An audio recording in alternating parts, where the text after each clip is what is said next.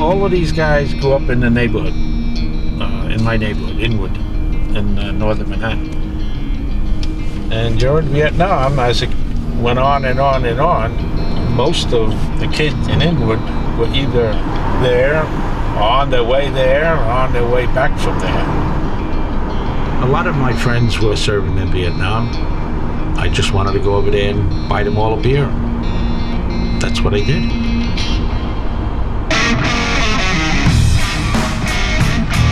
I met Chickie. I knew him from around the neighborhood, but we ended up getting an apartment together. I don't know how the hell we ever paid the rent. Chickie Donohue was always a great guy. When I say that to you, he was different. He was wild. He was great. He did things that nobody else would think about doing. He had a rep for being like a little bit of a wild child, like a little, whatever. And so that's what made him unique.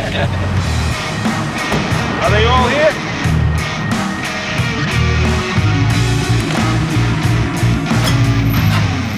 Hey, Donohue. What's this, the USO? How are you, brother? I'll never forget the look in your face. Like it was yesterday. Wow. Holy shit.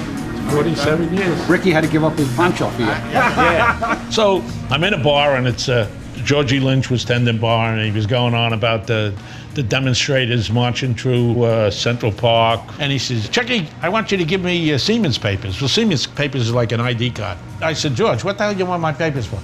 He says, this is bullshit, all that stuff going on down there, all them commie pinko lefties demonstrating against our guys. Somebody's got to go over and buy him a beer. Yeah, he was a patriotic man.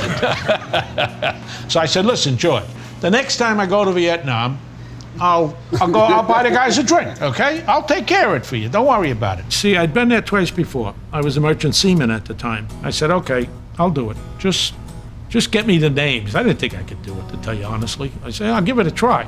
It was one of them things. I come to the bar the next day. He had your mother there. I didn't even know she was dating. No.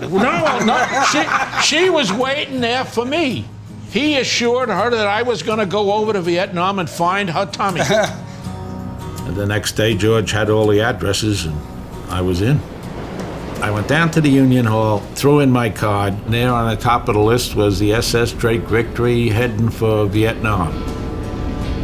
My last 2 times in Vietnam, I didn't see no danger. I didn't experience any real firefights or bombings or anything. To me, it was the Bronx or something. I was going to work other guys' shifts and then have them owe me shifts.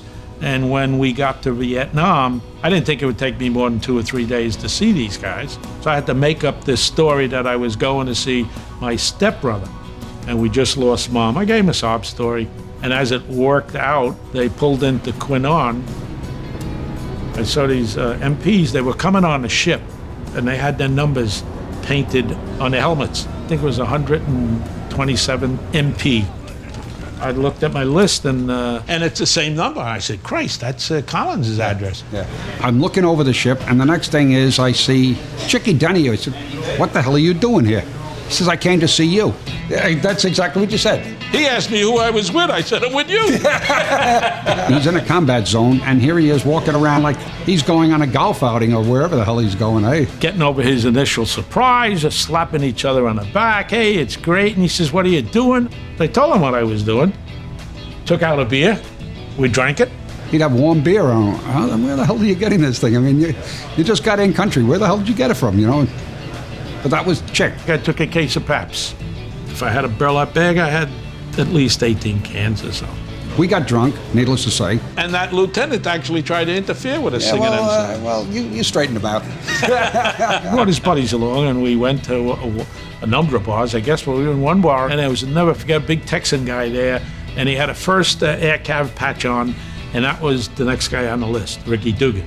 I said, oh, wow. I don't think I was in the country 48 hours, and that would have been 2 guys I found already. So I used the same scenario. Looking for my stepbrother, he's up there. Is there any way of getting a ride with you? You be on a tarmac at 0800 hours, and I'll take you up to see your stepbrother, boy.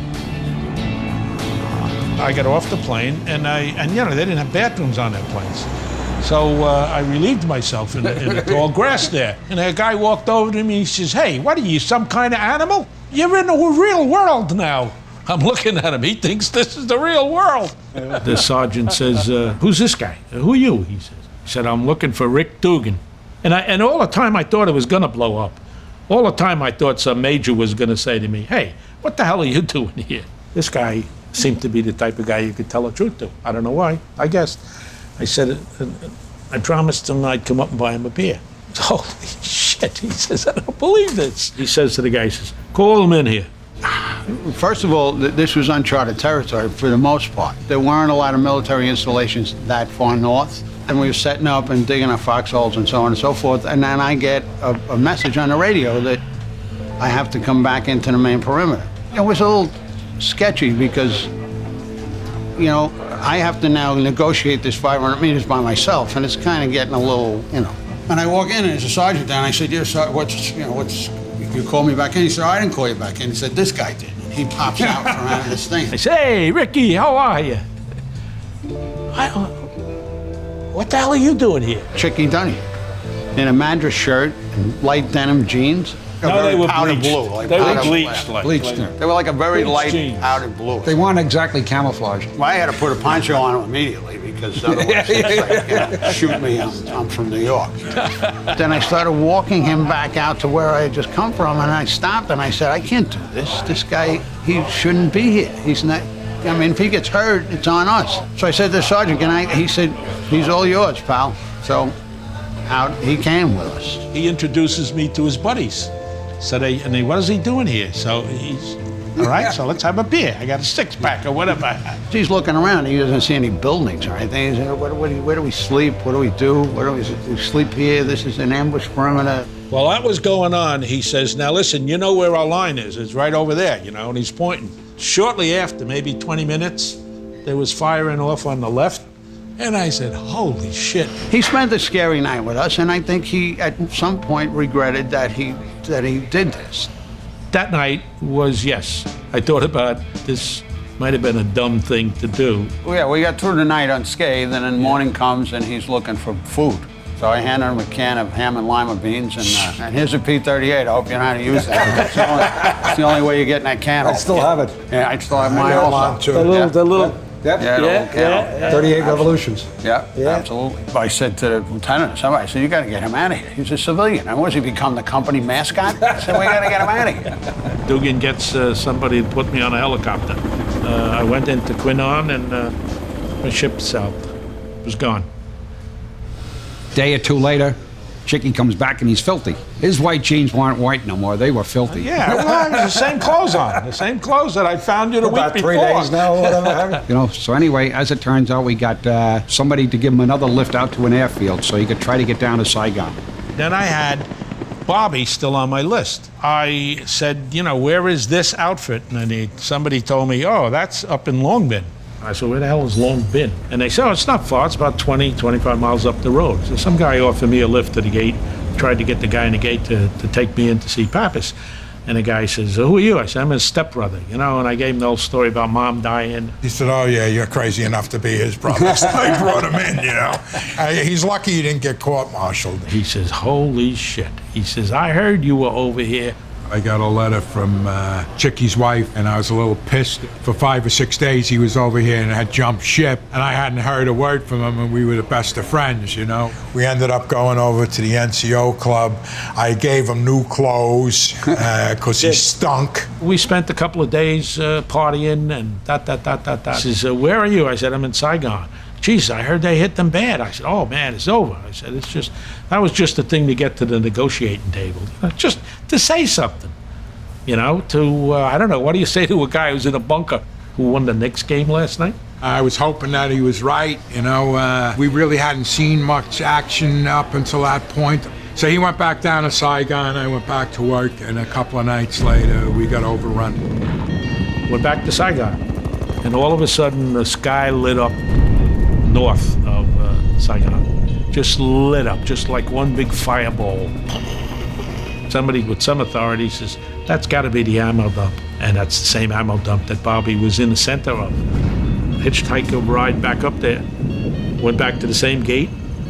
And I walk in the doorway, and Bobby looks at me, and he screams at the top of his lungs, "You effing this and that, you told me the effing war was over." He says, "Look at this place. Do you think there's effing war?" He kind of exaggerates the story a little bit, or maybe I don't remember it quite as much. I know that I ribbed him a little bit about it. "Oh yeah, the war's over, thank God you came and told me, you know." I thought for sure he was dead. And here he was calling me every rotten name in the book, and it just made me happy. I said, "There's nothing wrong with my buddy. This guy's fine. Nothing wrong with him." Of course, we went drinking, and then the next day I got him a ride back down to Saigon, and that was the last I saw of him.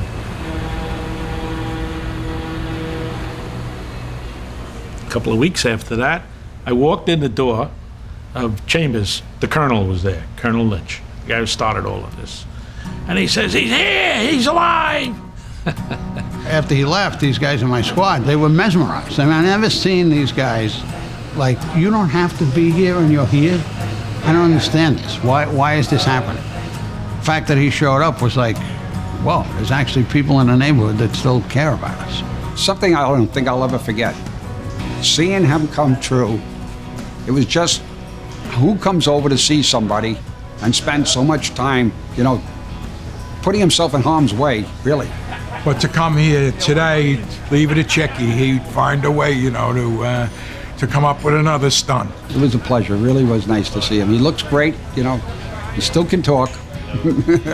Needless to say, it was a while before I had to pay for my own beer.